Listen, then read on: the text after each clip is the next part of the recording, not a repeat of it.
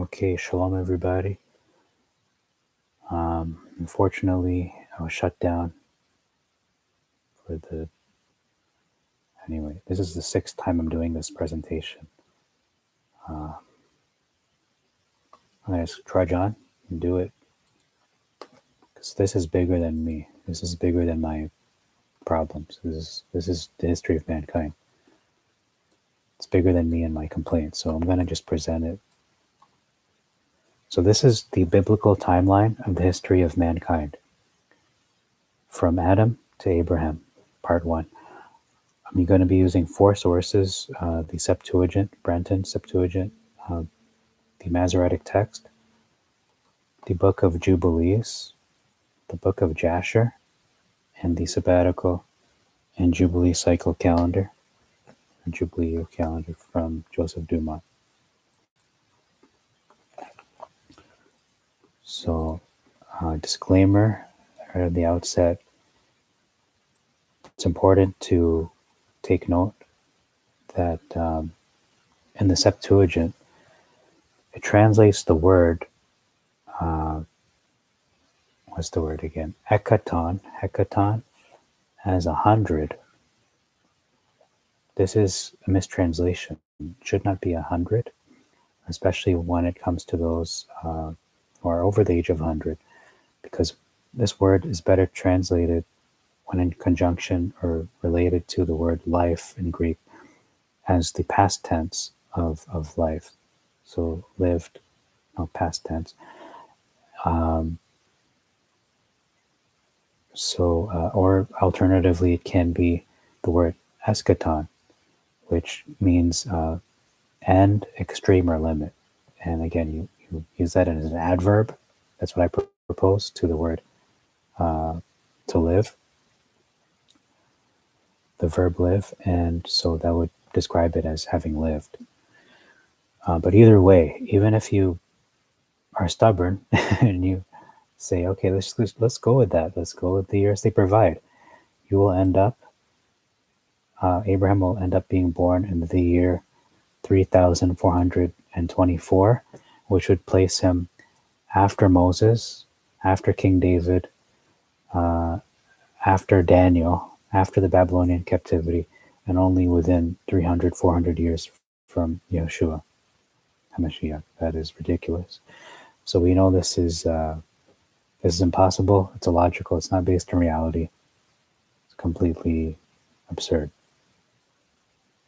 It's not based on history. It's just doesn't line up with the facts. So you have to dismiss that. So in order to read the Jubilee chart, if you have this with you, you have to look at the number at the top. The number at the top of the cycle, that would be the number you're in. So, for example, this one would be the first Jubilee cycle, and so on and so forth. So let's begin. The first generation was obviously Adam. He was the son of Jehovah, son of Elohim. The first flesh and blood son of the Creator, made in his image. That's year 1 or year 0. Second generation was Seth. And all 4 sources agree that it was the year 130. Adam was 130 years old when he was born. Third generation was Enos. And that was 105 years. His father was 105, so we're at the year 235. The 4th generation was Canaan. Canaan, that was 90 years. Enos was 90, and that's the year 325 now. The 5th generation was Mahalalel, and his father was 70 when he was born, so we're at the year 395. Jared is next, 6th generation, and his father was 65. We're at the year 460. Next generation was Enoch, the 7th generation. His father was 62 when he was born, so we're at the year 522. Methuselah, the 8th generation, his father Enoch was 65 when he was born, so we're at 587. Pretty easy to do this, simple arithmetic. just takes discernment as to how do you make sense of this word ekaton. Once you figure that out, this all just lines up. The 9th generation is Lamech, and his father was 87. There are discrepancies. The Septuagint says 167, which is actually 67. So we'll take that into account at the end of this when we go to Abraham. So we're at the year 674. So I chose to go with Jasher. It's more accurate, I found, than not Jubilees, than Septuagint. Even the Masoretic says 87, but either way, you have a difference of 20 years, and you'll see that the Septuagint will make that difference up by a little bit. So the next generation, the 10th, is Noah, and his father was either 80 or 88. The Septuagint says 88. So as you can see, made up a bit of that difference of 20 years. So it's a 12-year difference now. And Jasher says 80 or 81. And so we have 754. The year is 754 now. The 11th generation from Adam is Shem, and his father Noah was 500, according to the Septuagint, and Jasher says 502. So we're now in the year 1254 or 1256. The notable event was the flood. And it says that Noah was 600 years old when this took place, which would be 100 years later, and falls in with the next generation, the 12th. The 12th generation is Arphaxad, and his father Shem was 100 years old. So this took place at the same year as the flood, and that year was 1354, or maybe even 1356, but we're going with 1354. But either way, it's only a 2-year difference. The 13th generation is Canaan, another Canaan. So it's important to know here, to mention that the Masoretic Text and the King James Version, Canaan is missing from the narrative. He's not even part of the family tree. In the Septuagint, he is found. You will find Canaan there. And it says that his father was 35 years old when he was born. So we bring us to the year 1389. Also important to know is, if you look at the genealogy of Yahushua, in Luke chapter 3, verses 35 to 36, Canaan is there. Voila, he is there. He's not missing. It's just the Masoretic removed him for whatever reason. But he exists, according to the New Testament and the Septuagint. The 14th generation is now Salah. So again, the Masoretic just says Arphaxad is the father of Salah, but he isn't. We know that's Canaan. And Canaan was 30 years old when Salah was born. So we are now in the year 1389. I'm sorry, not 1389, 1419. 1419. Okay. 1419 is the year now. The 15th generation was Eber, and Salah was 30 when he was born. We're now in the year 1449. Phaleg is the 16th generation, and his father was 34 years old. We're now in the year 1483. 17th generation is Ragal. His father was 30 years old when he was born, and we are now in the year 1513. The 18th generation is Saruk. His father was 32, which brings us to 1545. The 19th generation was Nahor. Saruk was 30 when he was born, which means we are now in the 1575. 20th generation is Terah, and Terah, his father was 29, And we are now in the year 1654. This is the last generation of this video now, who is Abraham. Abraham, his father was 70 when he was born. So if we look at the totals of the years now, Masoretic Text says we're in the year 1746. The Septuagint says we are in the year 1732. If you go by the 8 years of Noah discrepancy. But if you look at Jasher, which I believe is the more accurate one, 1724, or at the most 1726.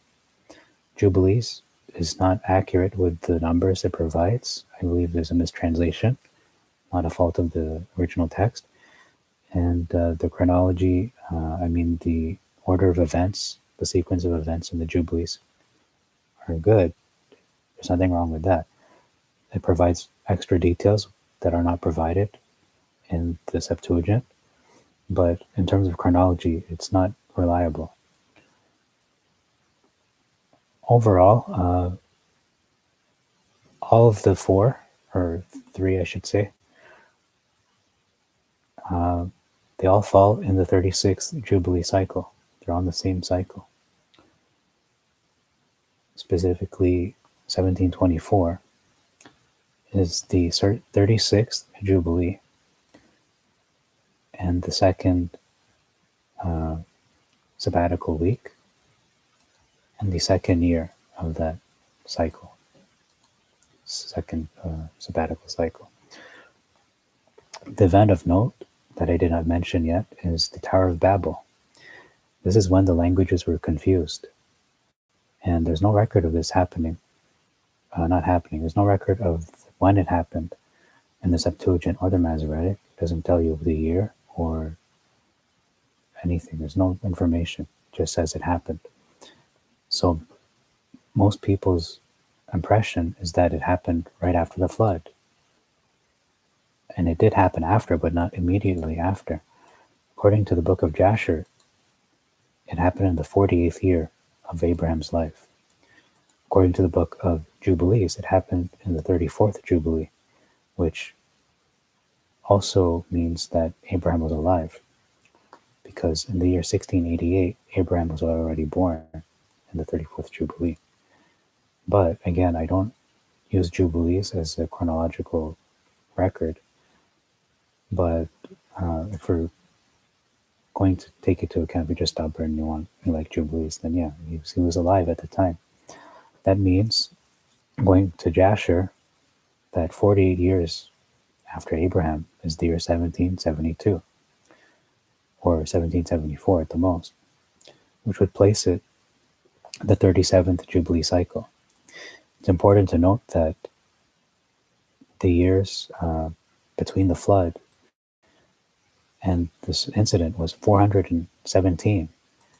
I say 17 because it took a year for the waters to dry up and the land to appear. Why did it take this long? I believe because it takes time to reestablish your family and your civilization, your communities. That would take maybe 100, 200 years. So if we take 417, you subtract 200 years just to get established again, that leaves you with 217 years. And then that requires all the people to unite as one, and just to organize that. That takes maybe 100 years, maybe more. And now we're left with 117 years. So we still have 117 years to make up. So how does that happen? It's because, again, you need to have engineers. You need to actually, even before that, you need a leader. Nimrod was the leader of these people, this unified human race of one language. And he needed to have a vision to say, we need to build a structure so that when the flood comes again, we won't die from it. So they needed to come up with a plan. They needed people who were experts, like engineers, who could plan it out. That takes a lot of time to plan it. It takes a lot of time to decide what materials to use and to gather the materials. and it takes time to decide on the location. That would take another maybe 50 years just to do that. Maybe 100 years, who knows? But the thing is, they started building. So let's say it took 100 years. If they started building and they abandoned the project because Jehovah came down, it says that they came down, plural, and confounded the languages. And so that project was abandoned. So that leaves us with like 17 years. I mean, it's not unreasonable to say it would take 400 years from the time of the flood to this incident, because a lot of people's initial concepts or their ideas about this is that it would take a year. Boom, we're going to build it. No, it would take longer because you have to recover from this cataclysmic event, which would take 100, 200 years just to find, just to build a community again, just to find a level of homeostasis, of normalcy. Because you have to remember that this is the most devastating event that's ever taken place to the planet, and we haven't had such an event even since that time. So it would take at least 100 years just for the earth alone to recover, and for the plants, the vegetation to become at the same level, or at least close to where it was before the flood. You know, I'm saying 50 years to maybe 100. And then again, to build your community, to develop your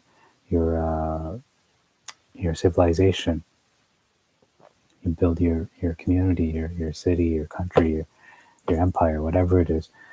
That takes time too.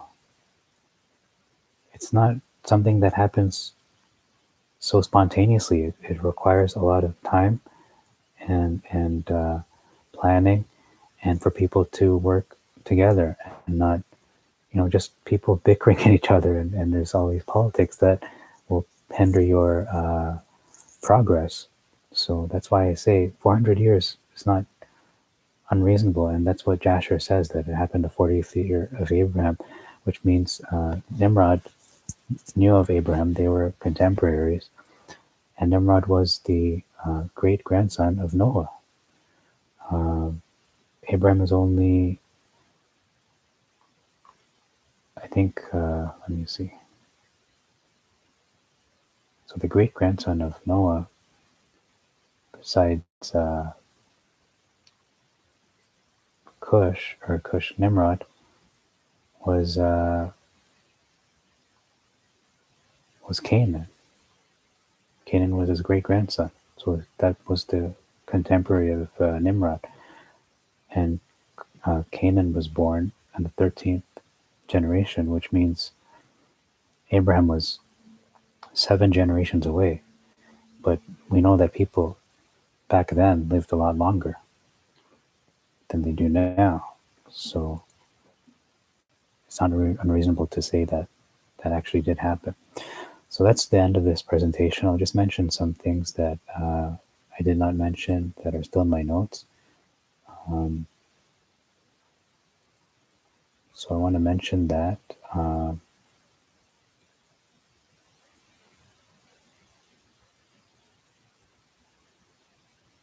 that Noah preached for 120 years leading up to the flood, according to the Book of Jubilees. So that would bring us to the year 1, 2, 3, 4. It's a funny year, 1, 2, 3, 4. And that would fall on the 25th Jubilee cycle.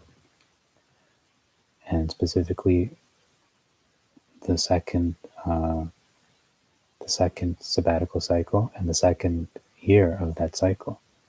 So he preached for a total of 2 Jubilee cycles and 3 sabbatical cycles, and 1 year.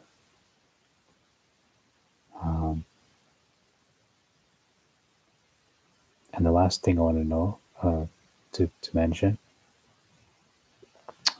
there are a few more items here.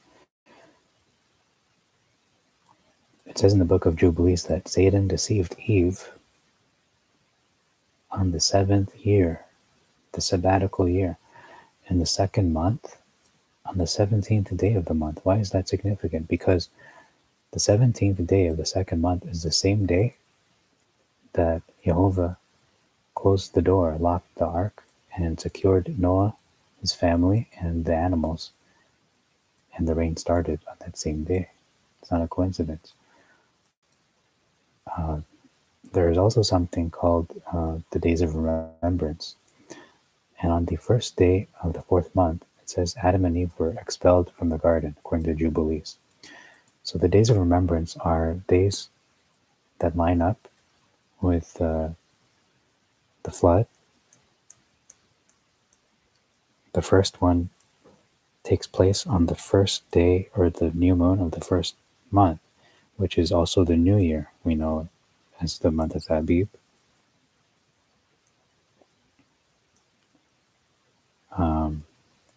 I'm going to look it up in the Book of Jubilees right now, just to tell you what had happened. Okay, so here it is. Found it.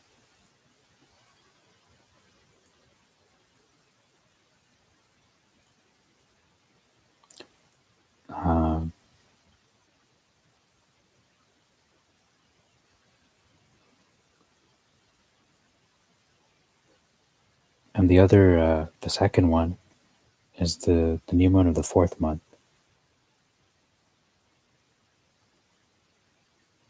So it says here, in the new moon of the 7th month. Okay. How do I explain this? The new moon of the 7th month is the 3rd one. That's also Yom Teruah. It's a high holy day. It's Feast of Trumpets. And on that day, it says here, the mouths of the deep of the earth were opened, and the water began to descend into the deep below. That's the new moon of the 7th month. The new moon of the 10th month, the tops of the mountains became visible. That's the 4th and last of the days of remembrance. On the new moon of the 3rd month, that's not one of the days of remembrance, but he came out of the ark and built an altar on that hill. Okay. What am I reading right now?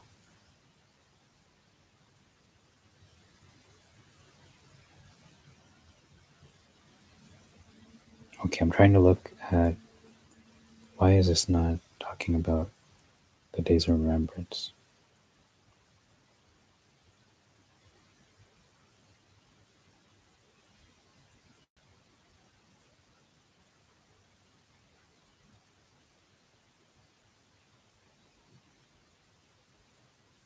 Okay, the new moon, it's right here in chapter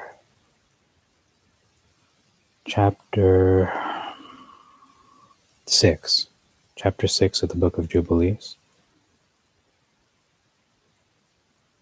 And verse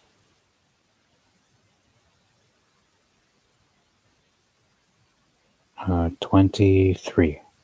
So it says here, the new moon of the 1st month, the new year, it was said to him that he should make for himself an ark, and on it the earth became dry. So all these things happened that the new year, that 1st day of the new moon, 1st day of the 1st month, the new moon of the 1st month. Noah was told, build an ark, and it was the same day the earth became dry, and where the ark was opened and he saw the earth. The new moon of the 4th month, that's when the floodgates of the lowest deep was closed. So it was closed so that the waters would stay. They wouldn't recede. At the new moon of the 7th month, like I said, the floodgates opened, and the waters began to descend into the deep beneath. So I guess you could think of Mariana's Trench. It's one of those kinds of deeps.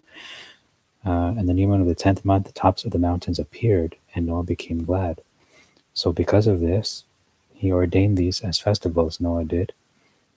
And these are festivals of remembrance to himself and unto eternity, and so they are ordained. They are raised into the tablets of heaven, 13 Sabbaths between each, from one to another, their remembrance from the first to the second one, to the third, to the fourth. And all the days of this commandment are 52 Sabbaths of days, and the year is completed. So it is engraved and ordained in the tablets of heaven. And that's it. Those are the days of remembrance. So I'm going to start keeping those because I know, we're supposed to keep the new moons, but a lot of people are not sure as to how you do that. Now we know these new moons are very special. The first one, which is the new year, obviously it's special.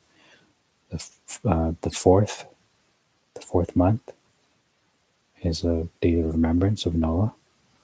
You can, I don't know, personally, I probably will not work. I'll just have it as a Sabbath off, take a sabbatical that day, and see what happens. Just to see if I notice anything different. And the 7th is a hard line. That is a Moedim. That is a feast day. That is a holy day. That you should not do work on that. That is the Yom Teruah. And then the 10th one, I'll also do the same thing. I'll keep it as a new moon, a day of worship, a day of praising. And obviously every new moon you're supposed to blow the shofar. So I find this very interesting. This timeline is important. I guess I had to redo it many times. This is the 6th one now. And all in total, all said and done, took me all the time that I invested in doing this. Oh boy, it was at least, I don't even know anymore, but 5 plus 1 plus another 1.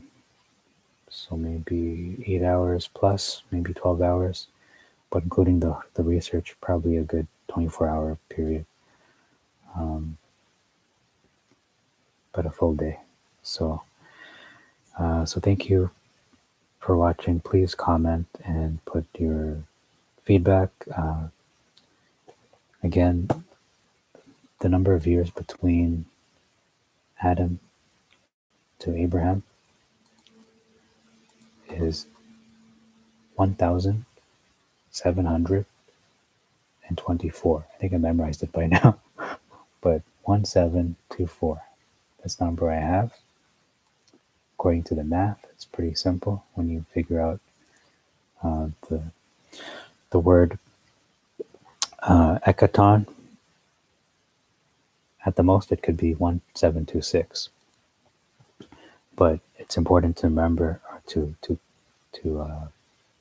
notice that all 3 sources, Masoretic Text, the Septuagint, and the Book of Jasher, they have a consensus that this is the 36th Jubilee cycle.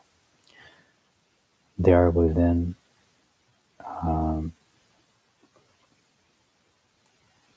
the Masoretic is 22 years ahead, whereas the Septuagint, if you're going to do the Noah thing with 8 years difference, it's 8 years ahead. But again, 1724 is the most solid number we have.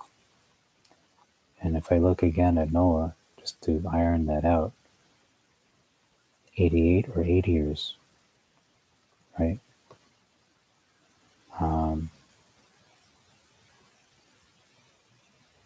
That's the big question.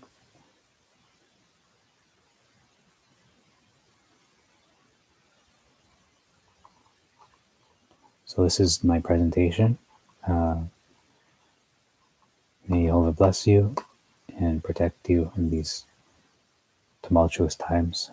May He set His angels over you and make your way prosperous. Until next time, part 2 is coming up. That is the history of mankind from Abraham to Judah, and Abraham to Joseph as well. Okay, shalom.